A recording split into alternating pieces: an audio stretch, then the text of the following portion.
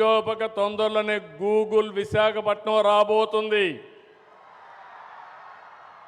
Google Visakhapatnam వస్తే ప్రపంచ data అంతా కూడా వచ్చి ఇక్కడ అనలిటిక్స్ తయారు చేసి ఏ ద్వారా ప్రపంచానికి అందజేయబోతున్నారు.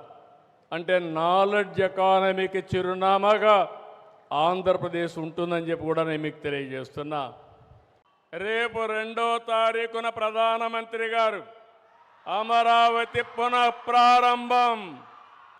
ఈ కార్యక్రమం అదిరిపోయే విధంగా మీరందరూ కూడా రావాలని మీకు కూడా స్వాగతం పలుకుతున్నా. ఆ రోజు హైదరాబాద్లో నేను హైటెక్ సిటీ గురించి మాట్లాడి హైటెక్ సిటీ కట్టాం. అదే మాదిరిగా ఐటీకి ప్రాధాన్యత ఇచ్చాం. ఈరోజు కాలం మారింది. ఇక్కడే క్వాంటమ్ వ్యాలీకి ఫౌండేషన్ వేస్తున్నాం. ఇండియాలో మొట్టమొదటిసారిగా ఒకప్పుడు హైటెక్ మాట్లాడితే ఐటీ మాట్లాడితే అర్థం కాలేదు.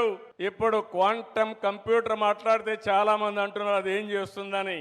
ఇప్పుడుండే కంప్యూటర్స్ కంటే 1000 రెట్లు ఫాస్టర్గా ఏది కావాలన్నా క్యాలిక్యులేషన్ చేసే శక్తి క్వాంటమ్ కంప్యూటర్కి ఉంటుంది. ఇంకో పక్కన ఇక్కడ పిల్లలు ఉన్నారు, వీటిలో మీరున్నారు. ఆల్గరిథమ్స్ రాసే బాధ్యత మీదే, ఏఏ రాసే బాధ్యత మీదే.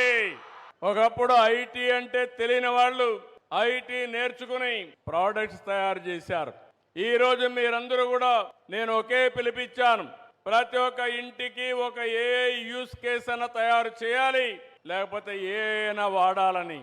ప్రతి ఒక్క ఇంటిలో ఒక ఆంట్రప్రెన్యూర్ తయారు కావాలి. ఒకప్పుడు మీరందరూ ఉద్యోగాలు అడిగేవాళ్ళు. నేను మొట్టమొదటిసారిగా ఎమ్మెల్యే అయినప్పుడు చూశాను.